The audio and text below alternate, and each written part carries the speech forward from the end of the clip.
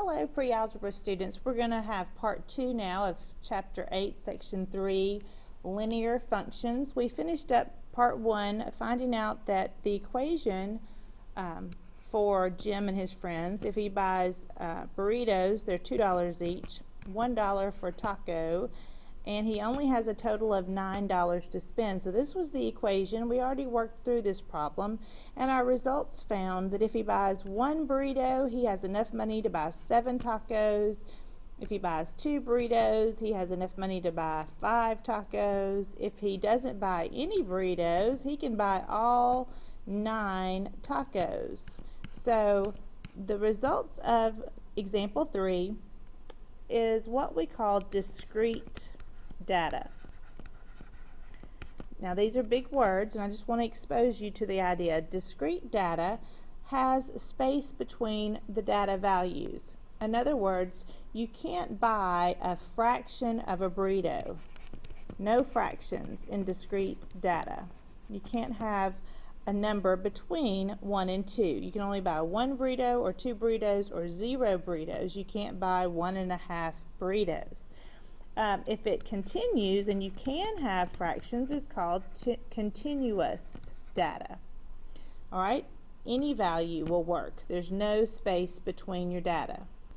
So where you can draw a line on continuous data, for Jim's situation, we could plot those points, but we can only have points. We could not draw a line because there will not be, like we said, a fraction of a burrito or a taco. So continuous data is the data that when you graph it, it will make a line.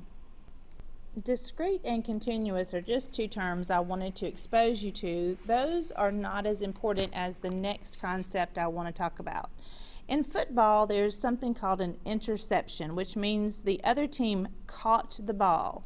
Well, when we catch the x-axis, this is called the x-intercept. Now, there's no changing of possession, but it's the idea of catching the x-axis. When you catch the y-axis, it's called the y-intercept. So let's read those definitions the way it's written. The x-coordinate of the point at which the graph crosses the x-axis is called the x-intercept. The y-coordinate, in other words, the ordered pair for the point at which the graph crosses the y-axis, is called the y-intercept. To be able to draw a straight line, you always need 2 points. And the easiest 2 points to find are the x-intercept and the y-intercept. To find the x-intercept, you simply plug in 0 for y. And to find the y-intercept, you're going to plug in 0 for x. So let's look at these 2 example problems to see what in the world am I talking about.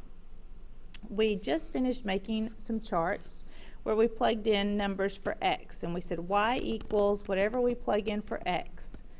We will find out y. Well, on these, I want you to also plug in 0 for y. So we're not just going to plug in for x, we're going to plug in 0 for y. So the first one is easy. 0 plus 2 equals 2. Now we're going to plug in 0 for y and solve for x. So this means I have to subtract 2 from both sides, and that means x equals a -2, if I can get my pen to catch. -2. So the x-intercept, where it's going to hit the x-axis, is at -2, 0. And where it hits the y-axis is at 0, 2. Now let's go plot those points. 0, 1, 2. There's your y-intercept. See, that's the y-axis where I intercepted the y-axis. And -2, 1, 2, 0 is where it catches the x-axis. And then you get a straight edge. I don't have one handy, so I'm going to try to do this freehand. And there you go. You can draw a line. You need 2 points to be able to draw a line. So pause the video right here. Everybody try the next example. I hope you paused it, because I'm going to go ahead and set it up here for you. So if you didn't pause it, I've already shown you now how to set it up. Please pause now and try plugging in 0 for x and plug in 0 for y. So when I plug in 0 for x, I really only have 2y equals 4. So you don't even have to write the plus 0 because there's nothing there. So to solve for y, you divide both sides by 2, and 4 divided by 2 is 2. When I plug in 0 for y, that's what to find the x-intercept, 2 times 0 is 0. So really, there's nothing there. If I wanted to get my eraser, I could erase that. X is going to equal 4. And so there you go. Let's go down here and plot those 2 points. So where does it hit the y-axis? When x is 0, y was 2. Where does it hit the x-axis? When y is 0, it's at positive 1, 2, 3, 4. So in your homework, I'm going to ask you to take the time to plot those points, please, and sketch the graph of that line. All right, y'all have a super day.